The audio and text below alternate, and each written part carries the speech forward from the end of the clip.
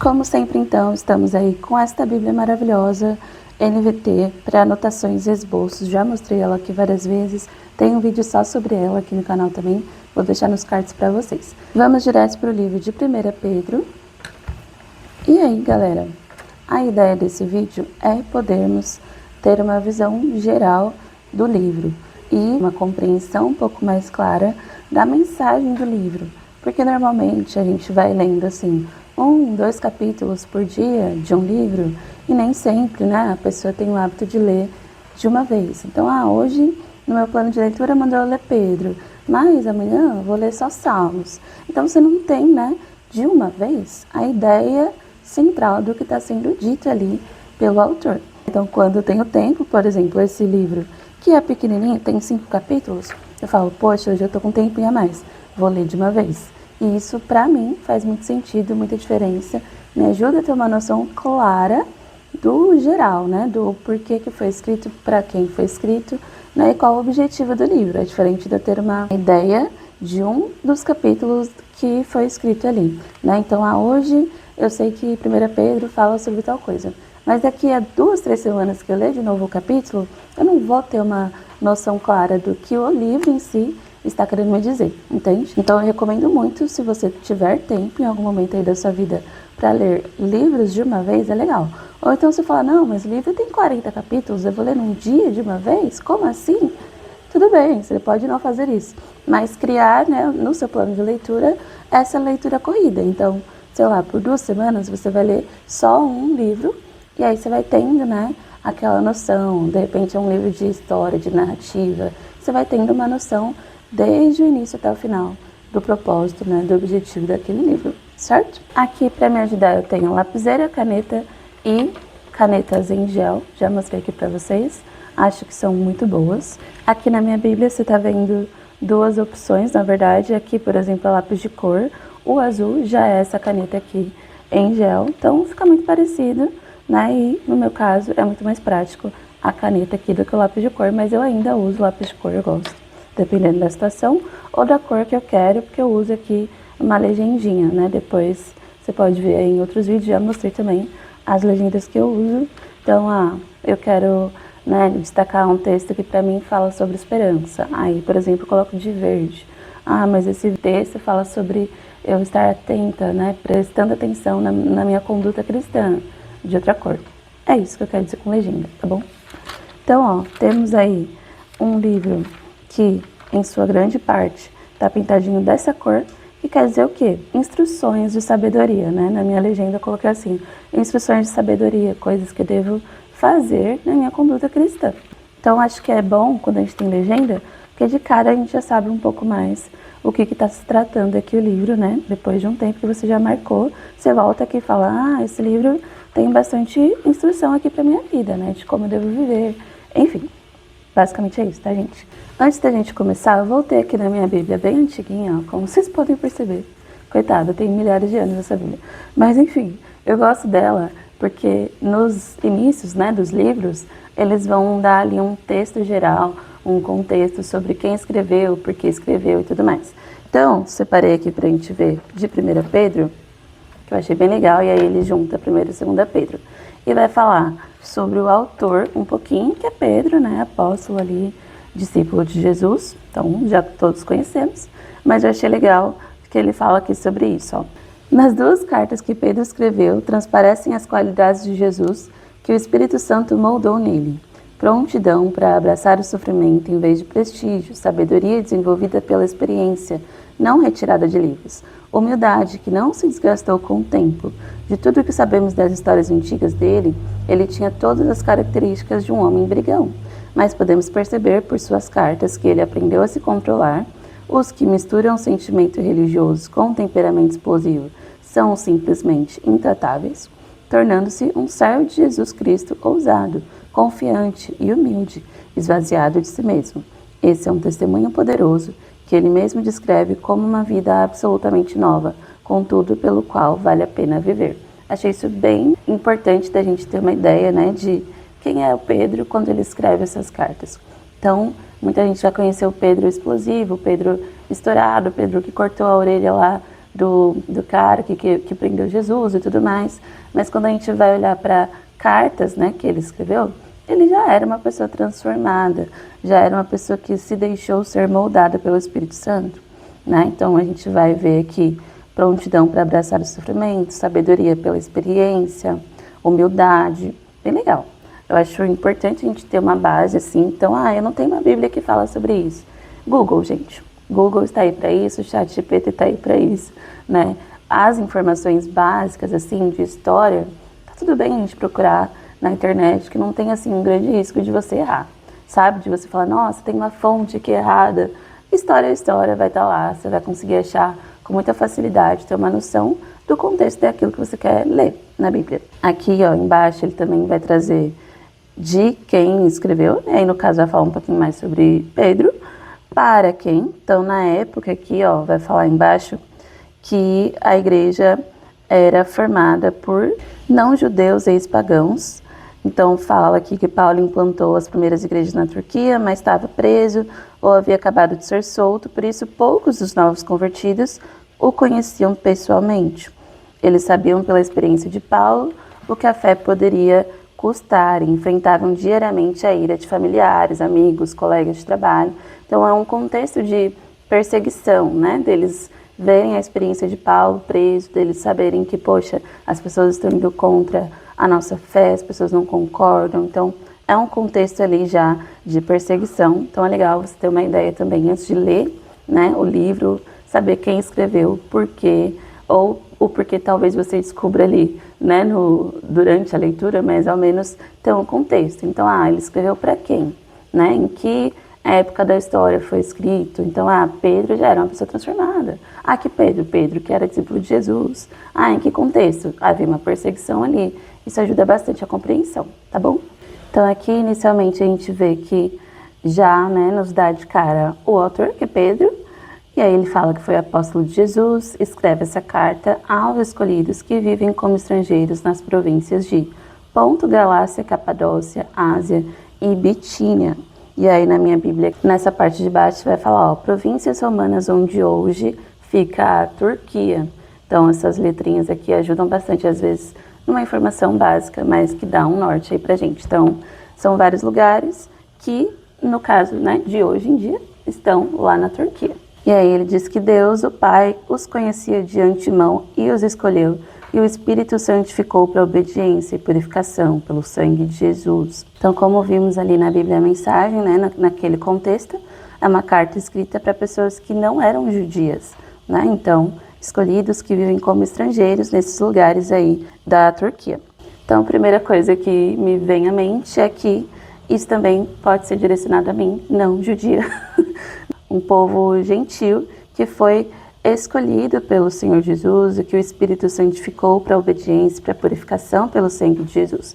Então eu faço muito isso, quando eu leio a Bíblia, eu tento identificar, relacionar aquilo que faz sentido, que se relaciona comigo, com a minha vida. Então, isso foi escrito para gentios? Beleza, foi escrito para mim então, né? Porque eu não sou judia, mas eu entendo que o Senhor me conhecia de antemão, que Ele me escolheu, que o Espírito me santificou para a obediência, para a purificação pelo sangue de Jesus. Então, eu poderia, por exemplo, destacar esse tipo de coisa, né? O que é real sobre a minha vida, né? No caso aqui do azul, eu coloco sempre coisas que eu acho que são verdades sobre mim.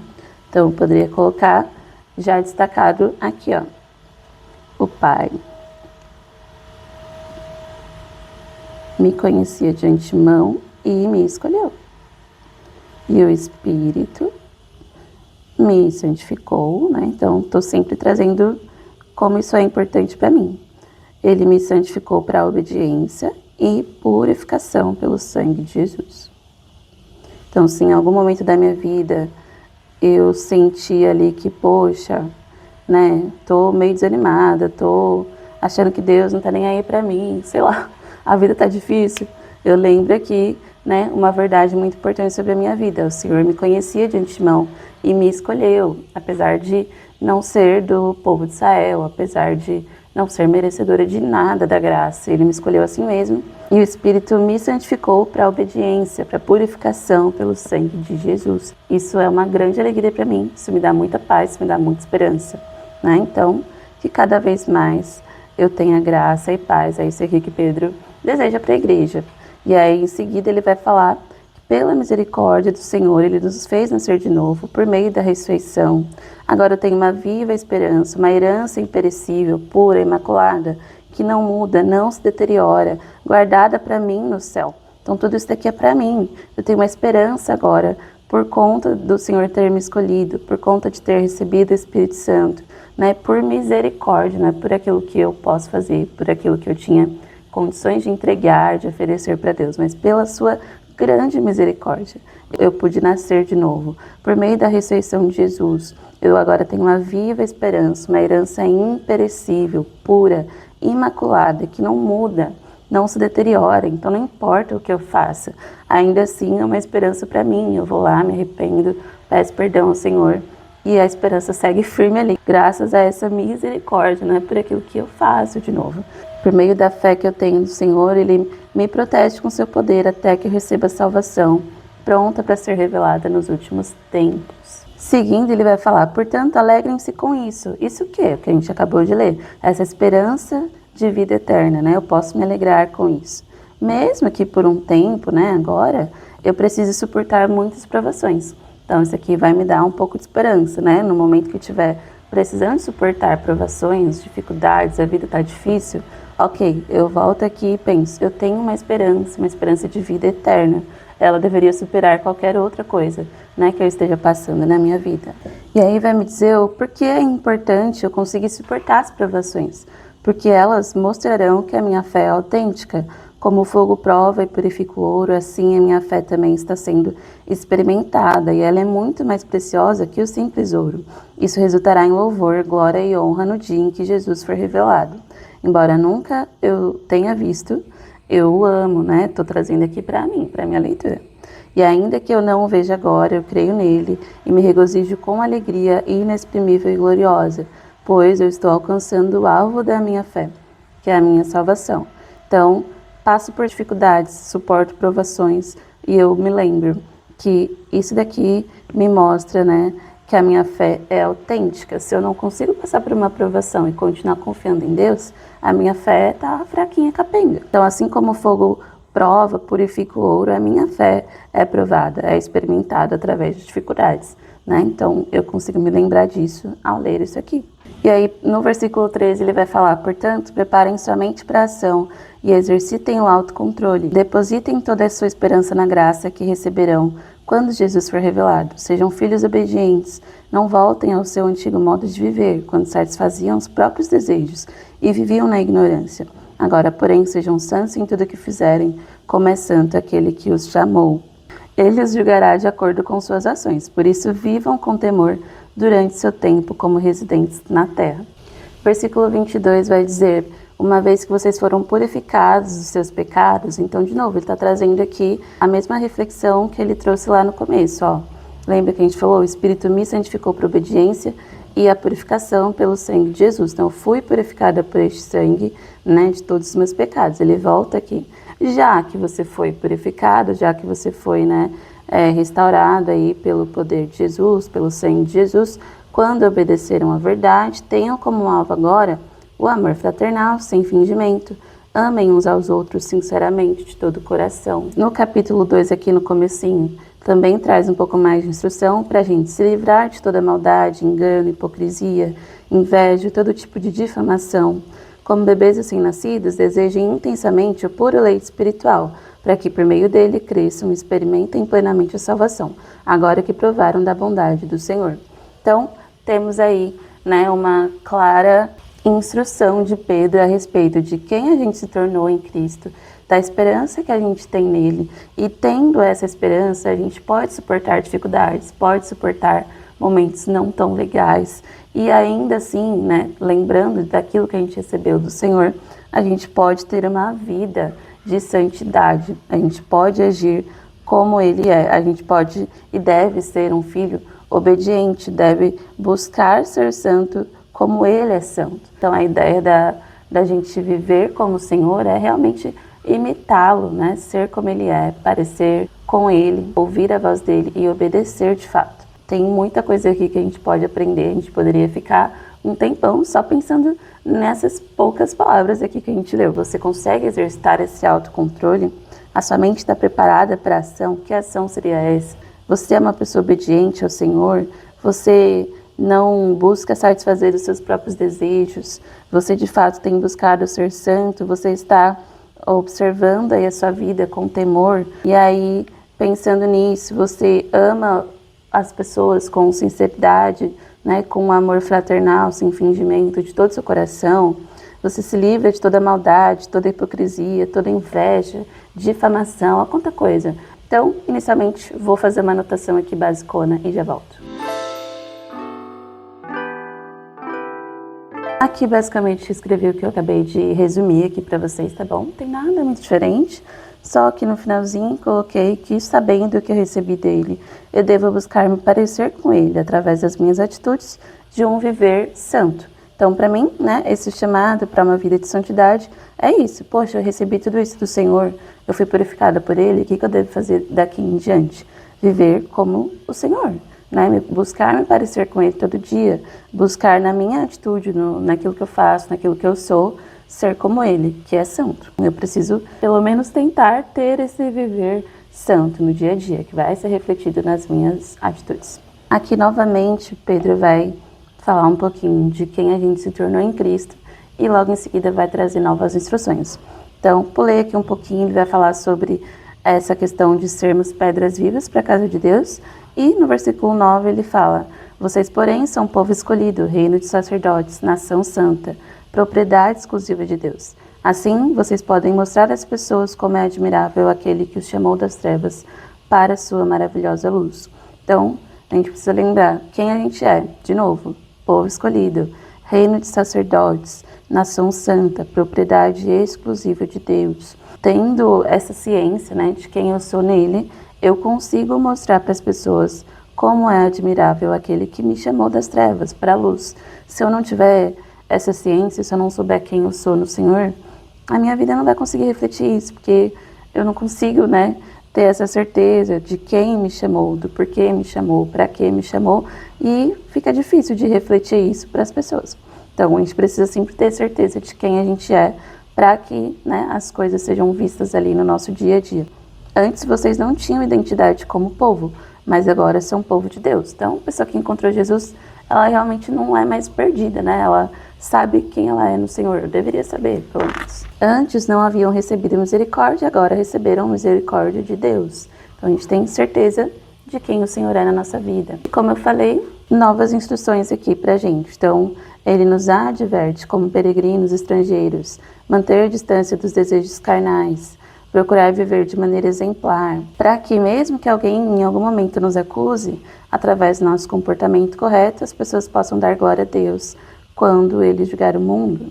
E aí, por causa do Senhor, tá? Destaquei aqui, submetam-se a todas as autoridades humanas, seja o rei como autoridade máxima, oficiais nomeados, enviados por ele. É da vontade dele, pela prática do bem, que vocês calem os ignorantes que os acusam falsamente. E de novo você lembra sempre, como é que eu estou vivendo a partir do que ele está me dizendo. Eu realmente, por causa de Deus, consigo me submeter às autoridades, ou eu fico xingando todo mundo que é minha autoridade, eu não dou, né, a devida atenção, porque eu acho que aquela pessoa é corrupta e aí eu não posso. O que a gente está fazendo, né, diante de uma autoridade? A gente ora por essa pessoa, a gente respeita, a gente honra de alguma forma, a gente se submete. Lógico, você não vai fazer aquilo que é contra a palavra de Deus, mas você deve honrar, você deve orar pelas autoridades na sua vida, né? Você deve mostrar respeito, enfim. Então, por causa do Senhor, não é porque aquela pessoa é boazinha, por causa dele a gente trata todos com respeito, independente de quem seja.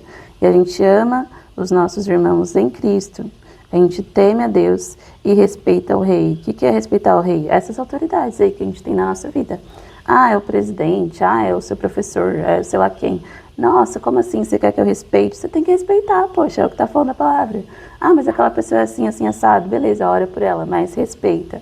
É isso que diz aqui a palavra de Deus. Viver como a palavra de Deus não é fácil. Você vai ver aí, toda vez que tiver um livro, um versículo falando sobre instruções, né, de uma vida cristã, vai sofrer um pouquinho, mas é o que diz a palavra, então a gente obedece. Aqui nas instruções para os escravos é um texto bem legal, né, porque assim, A Bíblia não fala assim, nossa, eu quero que as pessoas sejam escravas, eu concordo com a escravidão. Não, né? Era uma coisa que acontecia na época, mas ela instruía as pessoas que na época eram escravas a viver conforme a vontade de Deus. Então, submetam-se ao seu Senhor com todo respeito, faça o que Ele mandar, não apenas se for bondoso e amável, mas até se for cruel. Quer dizer que, Ele mandou você fazer uma coisa cruel, você vai fazer também? Não. Mas se Ele for mal, se Ele for cruel, ainda assim você se submete a Ele, você respeita, você obedece e, de acordo com a vontade de Deus, a gente respeita a autoridade. Então, a gente pode trazer para o nosso dia de hoje pensar num chefe, né? Alguém que tem uma liderança sobre nós. A gente respeita. Mas essa pessoa está toda errada. Mas você respeita. Mesmo que ela não for bondosa e amável, como diz aqui. Porque Deus se agrada de vocês quando, conscientes da vontade dele, suportam com paciência o tratamento injusto. Vocês vão ver que, ao longo do livro, a gente vai aprender sobre suportar dificuldades, suportar sofrimento, provação, coisas que não são muito agradáveis. A gente suporta, a gente obedece ao Senhor. A gente vive aquilo que está na palavra dele, independente desses momentos difíceis. E de um tratamento injusto, de uma coisa que a gente nem merece. É o que está falando aqui. Ainda assim, a gente agrada ao Senhor. Se sofrem por terem feito bem e suportam com paciência, Deus se agrada de vocês. Porque Deus os chamou para fazer o bem, mesmo que isso resulte em sofrimento. Então, de novo, sofrimento é uma palavra muito presente nesse livro. Cristo sofreu por vocês. Ele é o seu exemplo, sigam seus passos. E aí vai falar o que ele viveu. Ele nunca pecou, nem enganou ninguém, não revidou quando foi insultado, não ameaçou se vingar quando sofreu, deixou seu caso nas mãos de Deus, que sempre julga com justiça. Muito louco, né? Era Jesus, a gente está falando de Jesus. E Jesus deixou o caso dele na mão de Deus. Ele não foi lá e resolveu as coisas com a própria mão, com a própria força. Às vezes a gente fala, como assim? Eu sou filho de Deus, eu não preciso levar desaforo para casa. Será que não? Né? Receba o tratamento injusto e viva conforme o Senhor te direciona a viver. Se Jesus, que era Jesus, recebeu o tratamento injusto de boa, quem somos nós? Né? Então, ele mesmo carregou os nossos pecados, a fim de que morrêssemos para o pecado. Então, é um contraponto bem legal. Ele te dá exemplos de como Jesus agiu e te direciona. Faça igual. É meio difícil? Mas é o que a gente precisa viver na Bíblia, né? Então, olha, ele é seu exemplo, sigam seus passos. A gente foi chamado para fazer o bem. Mesmo que isso signifique a gente sofrer de vez em quando. Mesmo que a gente passe por perseguições, como esse povo passou. Insultos, sofrimento, dificuldade. A gente está fazendo bem, então a gente está agradando a Deus. Capítulo 3, versículo 8. Então vai falar para a gente ter o mesmo modo de pensar, ser cheio de compaixão uns pelos outros, amar uns aos outros como irmãos, mostrar misericórdia e humildade, não retribuir mal por mal, nem insulto com insulto. Ao contrário, retribuir com uma bênção. Foi para isso que foram chamados. E a bênção lhes será concedida. Então, de novo, fala para a gente fazer o bem. É para isso que a gente foi chamado, fazer o bem. Mas a pessoa falou tal coisa para mim e eu não gostei. Retribua com bem, com uma bênção. Faça o bem. Ame como irmão. Como é que você ama o seu irmão? Irmão de verdade.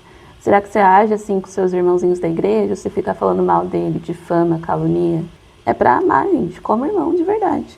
Se a gente não está fazendo isso, a gente precisa rever os nossos conceitos. Ter o mesmo modo de pensar não é muito fácil, não. Mas a gente, de novo, se volta para cá todo dia e tenta, né, agir certo naquele dia. Amanhã é um novo dia, novas dificuldades virão na nossa cabeça. O que a gente faz? Volta para a palavra de Deus e tenta de novo, e pede ajuda de novo.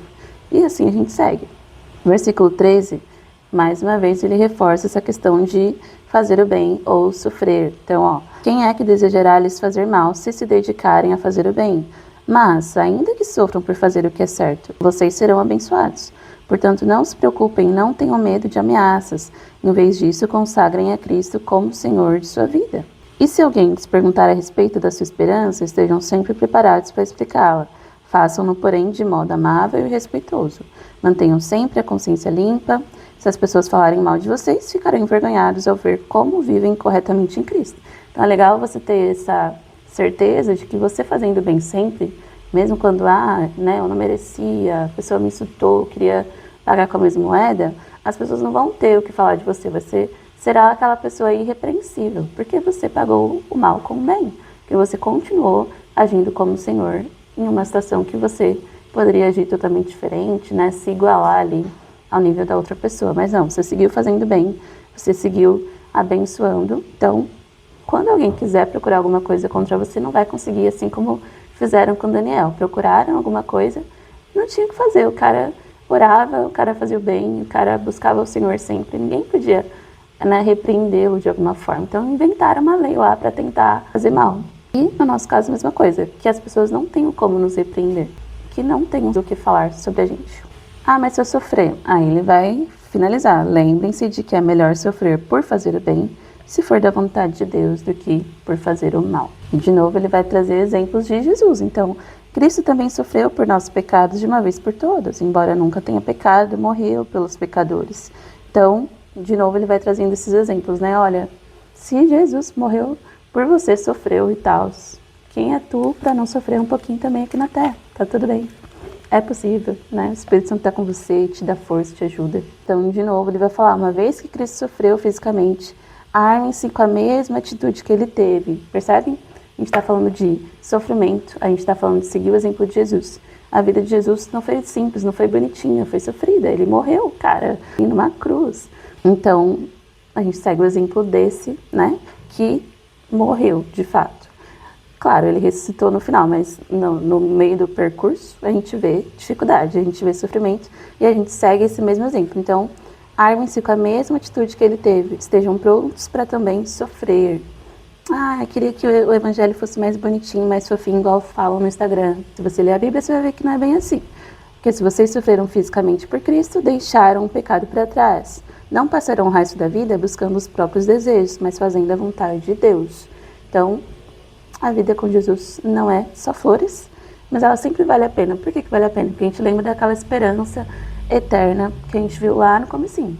A minha esperança é que um dia eu vou viver com Jesus, porque ele ressuscitou, ele preparou lugar ali para mim no céu e tal. Então, essa é a minha esperança. Enquanto eu estiver aqui na Terra, vai ter sofrimento, vai ter dificuldade, eu vou ter que me armar com essa mesma atitude dele e estar pronto para sofrer. Mas eu vou me lembrar sempre, eu tenho uma esperança de vida eterna. Jesus ressuscitou, o final foi muito positivo. Então, eu vou lembrar desse final que eu quero para minha vida também.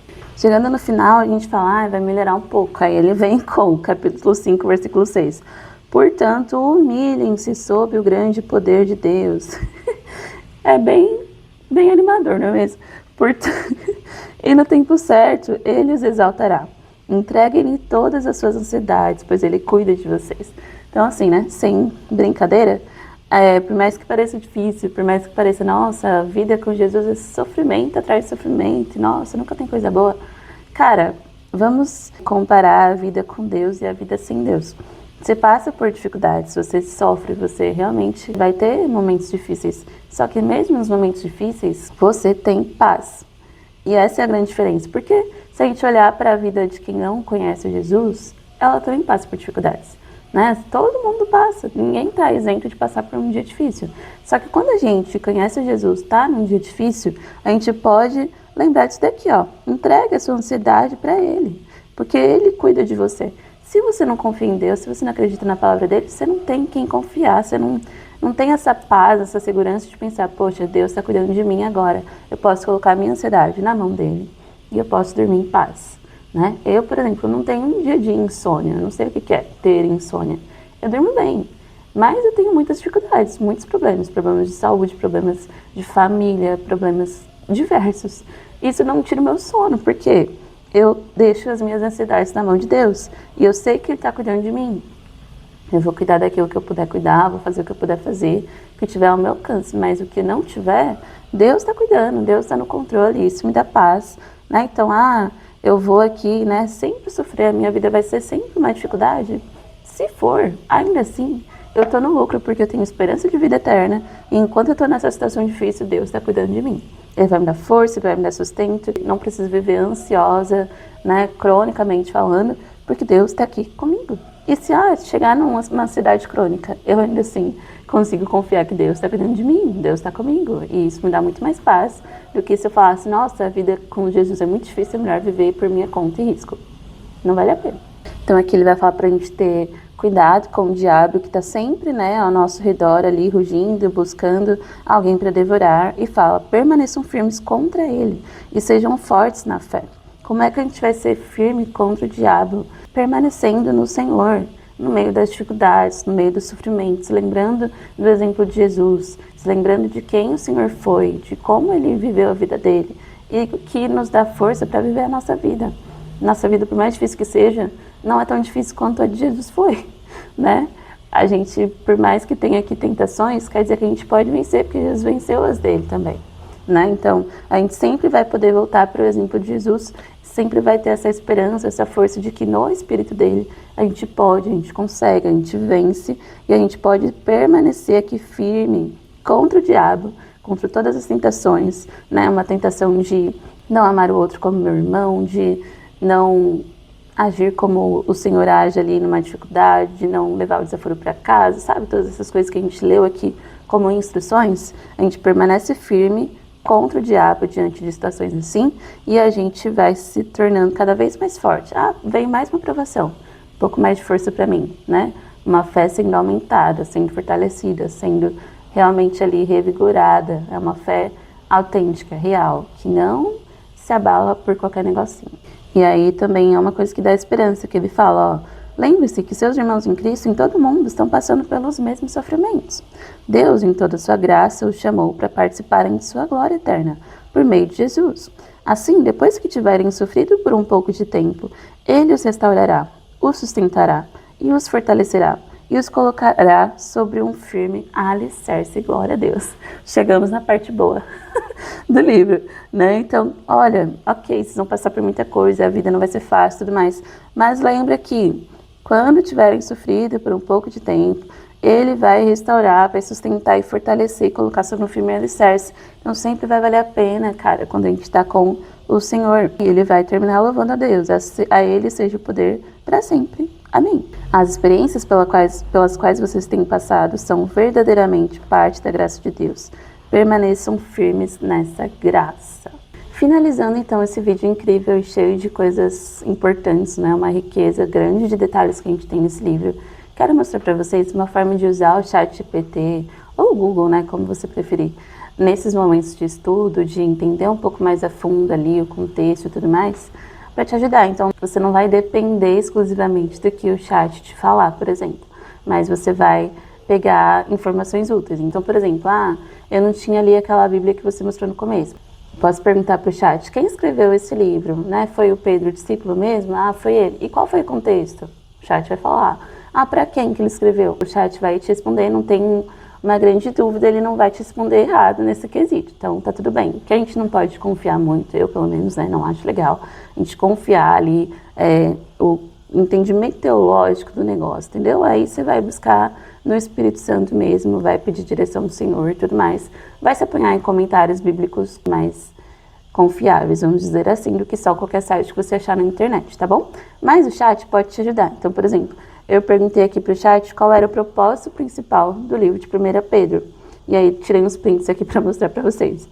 Então, ele falou aqui primeiro sobre o contexto da perseguição, né? E aqui ele falou, o propósito da carta é encorajar esses cristãos a permanecer firmes, mesmo sofrendo.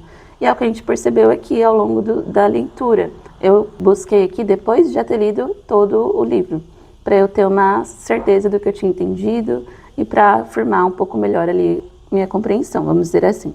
Então aí ele vai falar, Pedro trabalha eixos principais como dar sentido ao sofrimento.